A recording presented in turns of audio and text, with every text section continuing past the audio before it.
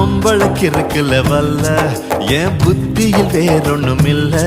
நான் உடும்புக்கு பிறந்தவன் புள்ள சொன்ன ஒரு சொல்லு மாறுவதில்ல. நீ வெறும் வாயமில்லாத விளையாட்டில ஏடி கள்ளச்சு என்ன தெரியலையா? ஓடி வெள்ளச்சு என்ன புரியலையா?